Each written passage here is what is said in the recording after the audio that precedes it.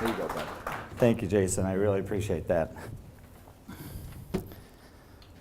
I heard a couple of you, in starting with communication, if you haven't turned your phone on silent, I'm going to ask that you do that. Also, for those of you that get stressed and want to throw this at me, this is for you to squeeze, not to be thrown at me. Some of you might wonder why I give you the squeeze ball. The squeeze ball is there for a simple reason. It's a great way for me to introduce, take the stress off. I've been doing communication and speaking for many, many years, and yet my hands sweat. I don't really want to walk up here, and I really don't want to do this until I get up here, and then I see you. I see the people out here that are coming looking for whatever it is that I've learned over my life through all the mistakes I've made and what I can contribute to you. And that's a privilege and an honor. And with that, if you look at the sheet that was also there on the chair, mine tore. How appropriate that it tore at eye contact. If you look, there are 5 things on this sheet. We don't have a lot of time today, and usually I work with teams, with attorneys, is where I got my start, working with attorneys and teaching them how to listen. So I started with that, amazingly enough. If you look at that, there's no numbers on this. People say, which is the most important? They all are. What I'm going to do is give you a brief introduction to the 5 steps and give you a taste of what can be delivered in 5 minutes, 15 minutes like we have today, an hour, or an hour per, and I'm writing a book that I'm sure will take more than a couple of hours to read, just about these simple topics. How many of you know a little bit about listening? Well, God gave you 2 ears and 1 mouth. How many of you know that you always listen twice as much as you talk?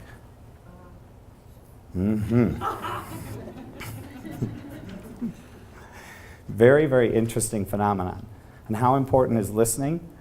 Listening, we have so many filters of life. Each of us has experiences, good ones, bad ones, fun ones, exciting ones. But watch what happens when I tell you a little bit about me and where you go. In other words, what you think the minute I tell you this. Friday, I get married for the 4th time. Congratulations. Thank you. And some of you, even though you may not admit it, went to, what about the first 3? Isn't he a communications guy? I'll give you a clue. My first wife called me when she was having problems with her second husband, and I coached her to stay with him. My second wife is one of my best friends, and a year ago this month, she and my former father-in-law were helping me plant plants in my yard.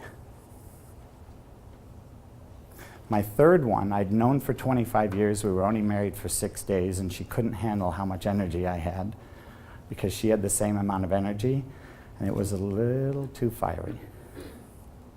And it's all okay. We're great friends, and the guy she's with now has a home business. He doesn't dance. He's mellow, and she comes home and plugs in and gets grounded. That's a little bit about me and why I talk about communication, my life. How many of you have done the phone exercise? To prove to you how powerful the phone exercise is, it's where you get a bunch of people standing next to each other. You give them a little slip of paper, and they read into the ear of the next person and go down the line. And they do it all quietly, ear to ear to ear to ear. I did an event where there were 400 people, and I asked for PhDs in the audience. And of course, they throw their hands up really fast. All 12 of them came down, and the 12 people said, for sure, we're going to get this. So I took my little piece of paper, showed it to the first guy. He said, yep, I got it. Taped it to the board and had him do his thing. And there were men and women. When it went to the end, I said, here's a pen, and go and write it under there. And he wrote the sentence. I said, okay, now turn the piece of paper around and read it. How much of what was on the paper was on the board? 0. I had their attention the entire 6-hour seminar. It was amazing. The second thing on there is being present. What was the first thing I did when I came up here? I said what? Turn your phone on silent. Right. Why is that? Keep respect, thank you. Also keeping present. The interesting thing about it, when one phone rings, everybody that has a cell phone gets interrupted. Why? Oh, that's not my ring. Why did they turn it off? Blah, blah, blah, blah, blah. And the internal dialogue that happens is so disruptive. It's watching people's eyes roll is like watching the sea and the waves go this way. It's the first thing I do when I stand up on stage. Being present. It's the most powerful thing, the most honoring thing, the most important thing. Somebody's giving you or telling you a little bit about their life, to look them in the eyes, to keep your eyes from chin up. Chin up. It's a big deal, especially in today's world, because we all assess and judge. If you don't come and see me afterwards, I'll tell you how you do. If you want to check somebody out, do it before they come over and talk to you, then look from the floor up. Being present with somebody is the most important and greatest gift you can give somebody. Speaking.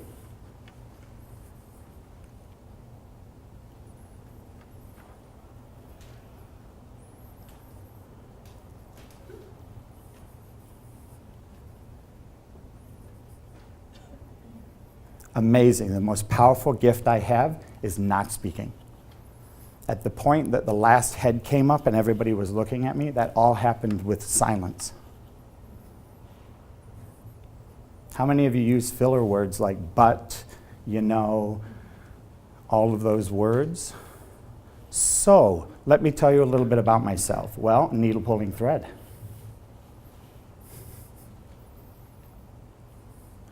Do, re, mi, fa, so, needle pulling thread. Okay. Sorry, I'm old now. I forget. Oof.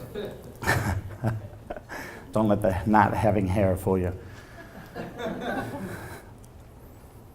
Those words like but. The next time you hear somebody say but, consider everything they said right before that was a lie.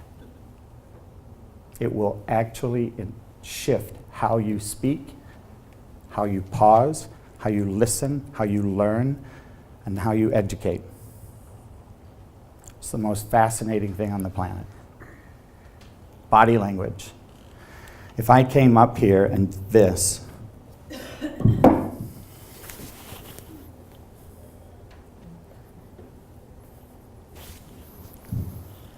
how warm and fuzzy do I look? Yet. Perfect. It is so interesting to see how people stand when they're talking with somebody. The fighters stand sideways, like they're ready to defend something, whether it's their opinion, their point of view, or their judgment.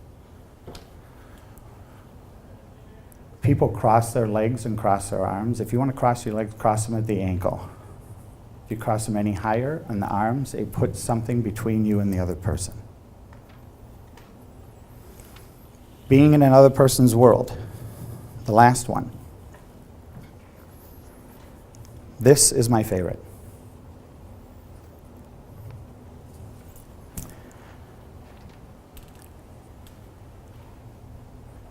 When you get interested about another person,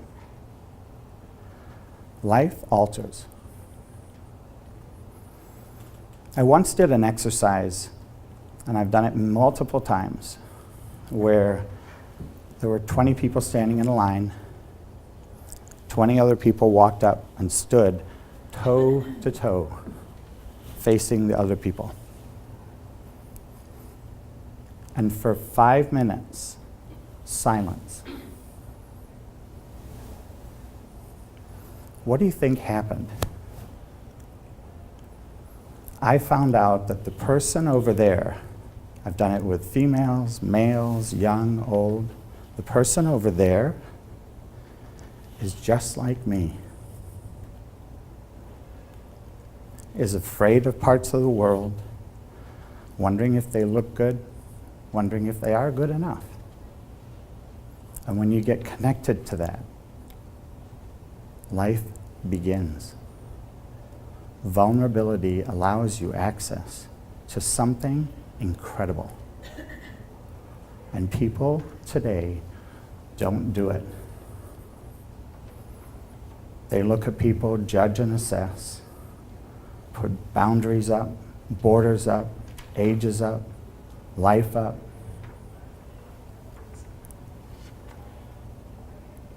And we're always in a hurry. In 5 minutes, I knew the person across from me more than I know people that I've spent hours and hours and hours with. It's a miracle. At the very bottom here, I wrote why communication. And I want you to know a word. And I want you to leave with this word, other than the but. Intimacy. Into me you see. Remember that. If you want to have an intimate relationship with somebody, let them in. Let them get to know who you are, really. Thank you all for your time. Thank you for your listening. It's the most important gift that you could give me. I appreciate it. And remember this, communicating more with less.